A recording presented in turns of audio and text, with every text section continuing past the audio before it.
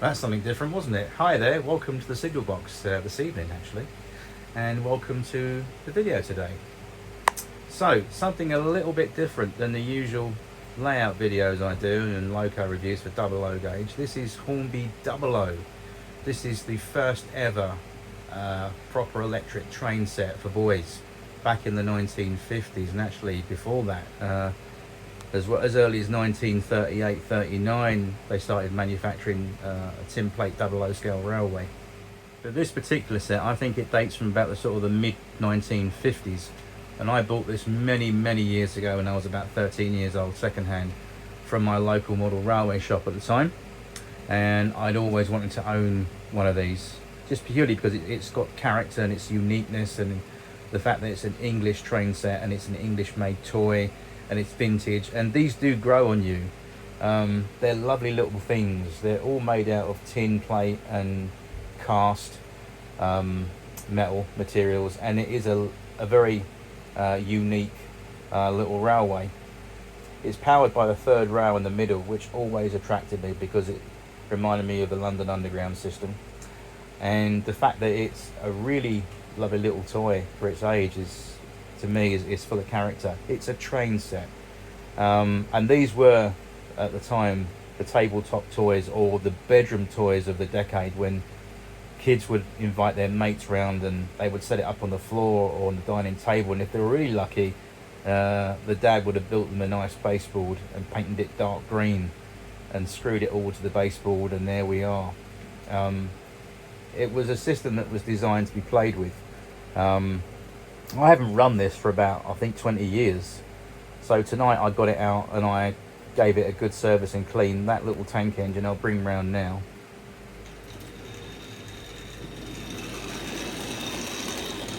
There we go. I'll just take that off. Let's lift it off the track. I'll put it onto the little table I've got here.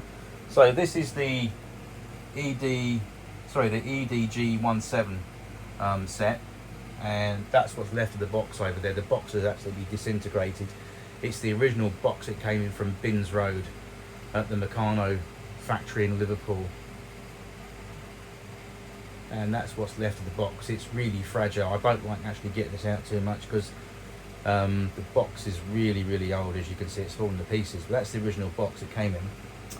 And this is the original tank engine that came with the set. It's based on an N2, but in my books it looks more like an N7.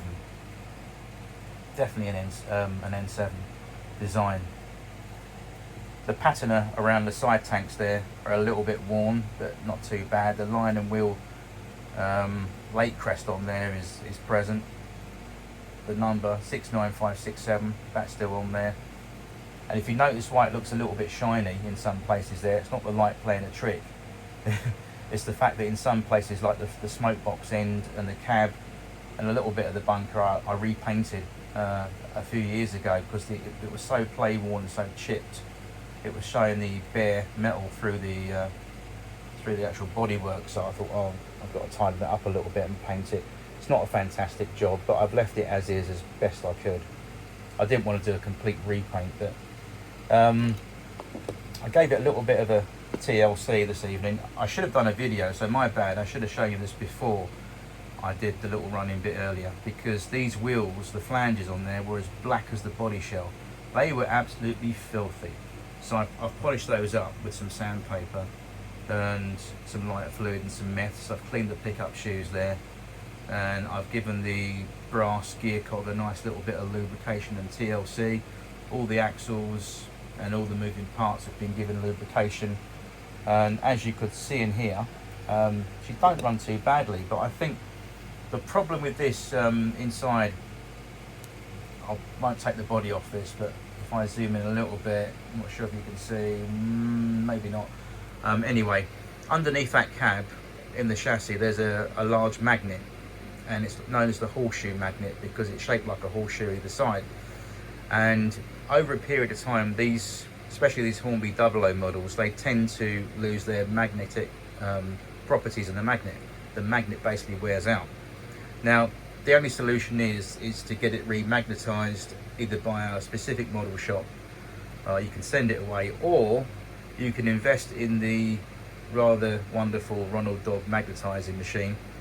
But you have to justify buying it, because obviously this is something I don't normally run.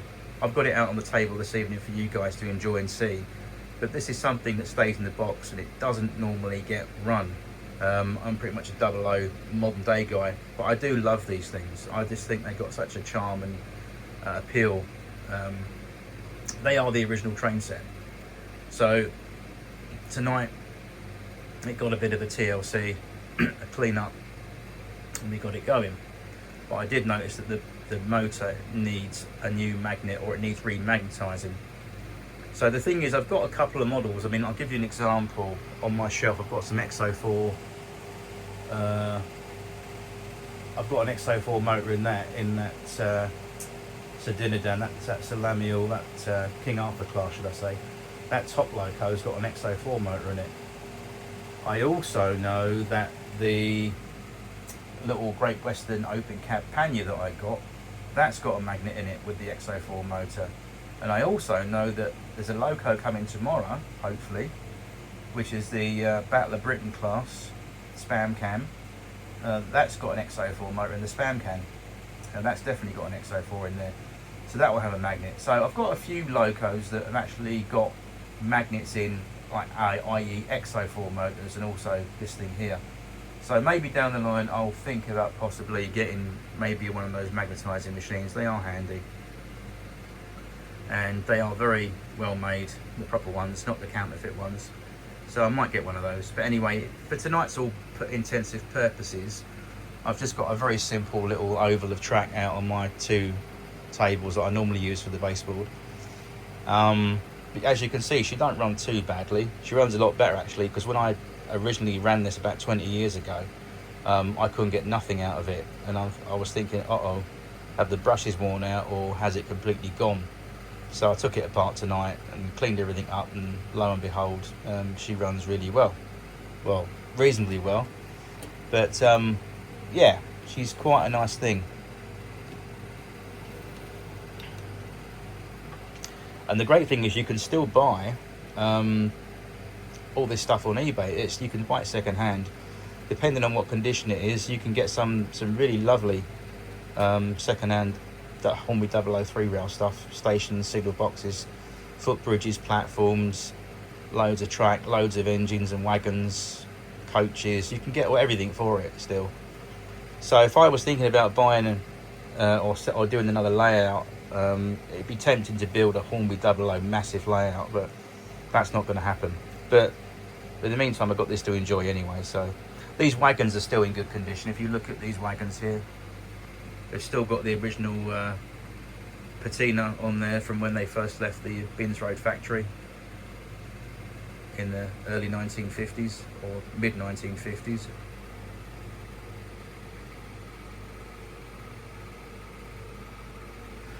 Do you know what always fascinates me with these models is, if I can get this to go, come on, there we go. Are we going to couple? No, they're not going to couple, right, okay. Yes, it's not that responsive because it needs remagnetising, so I'll just have to manually couple it like that. It's all good fun. We'll take nothing serious with these things.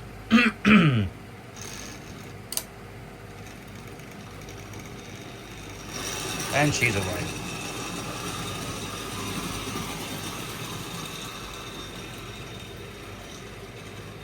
She's slowing down like that is because the magnet is a little bit weak and it hasn't got the pulling power on the power the motor needs to. You have to turn it up quite a few amps to get it to go anywhere.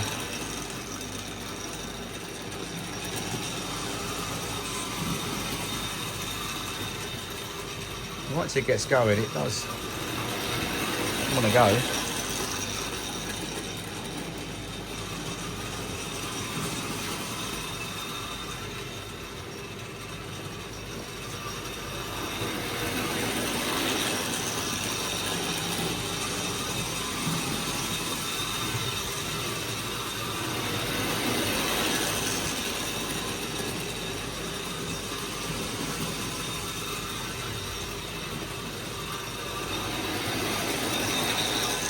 I'll try and leave it there. So that's quite a high speed on my controller.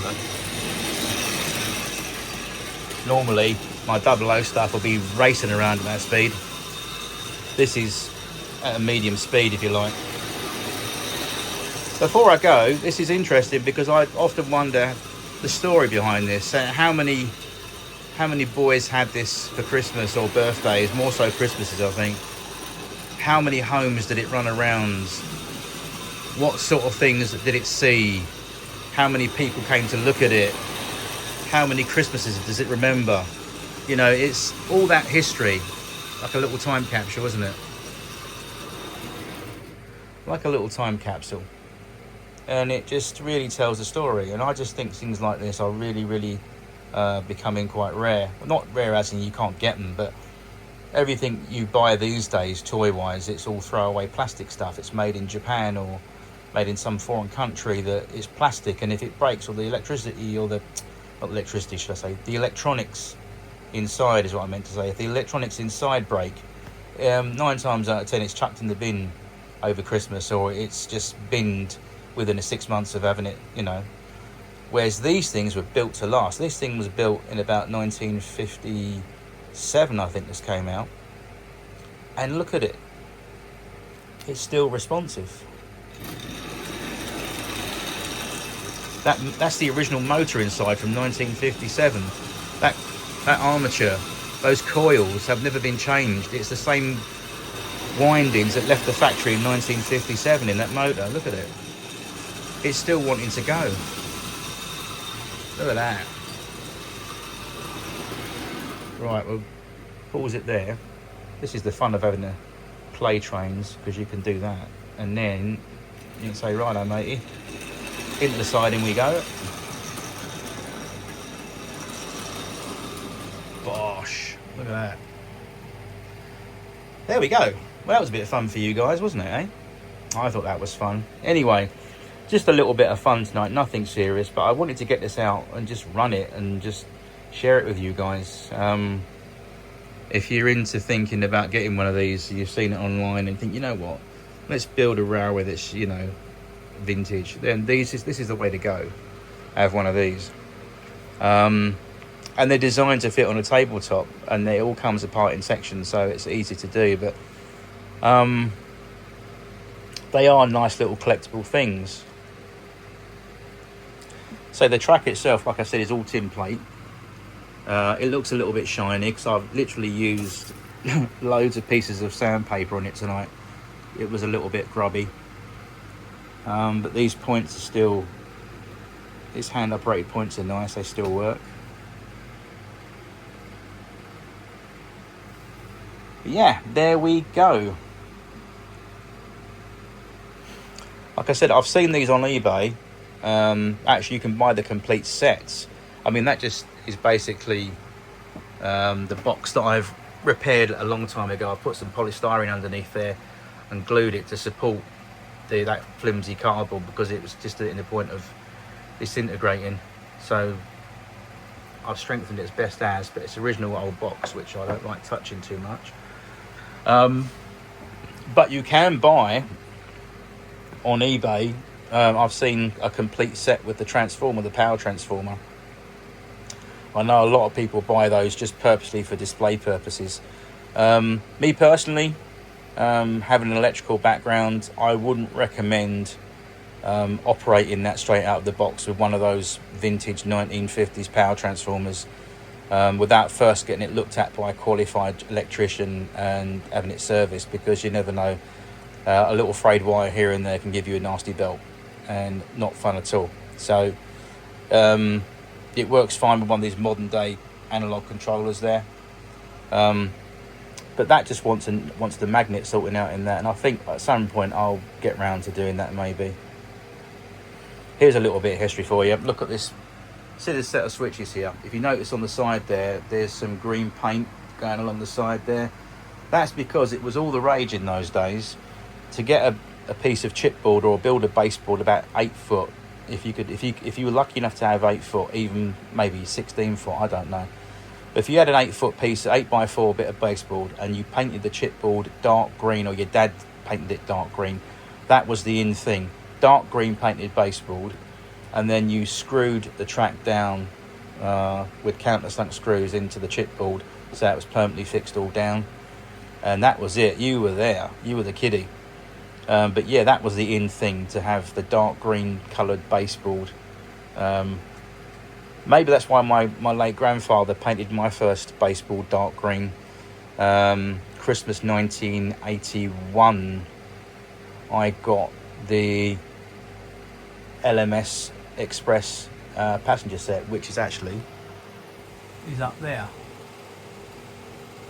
That's not the same one, but it's a replica. It's the same set, not the same set, but I remember getting that Christmas 1981, and the baseboard it came with, on a granddad put together, was about, I think it was about 6x5 in dimensions, something like that. And yeah, it was chipboard, and he painted it dark green. But it looked really nice though, and I was really proud to have that for many years. Anyway, here we have this lovely timepiece from Hornby 00, and I hope that you enjoyed seeing this tonight. And I shall see you soon in the next video.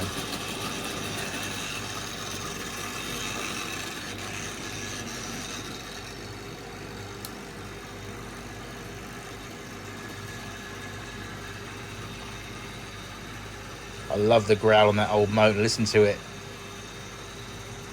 That's a growly motor, if ever there was one.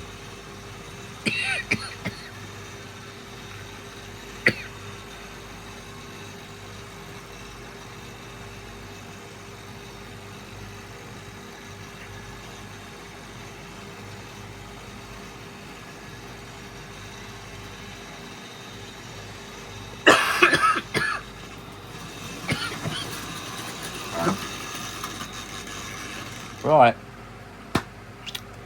that's that. Anyway guys, thanks for watching the video today, and big shout out to all my regular viewers and subscribers, and give a special shout out to Andrew and the rest of the gang, and I shall see you soon in the next video. Stay tuned for more railways coming your way. Bye bye now.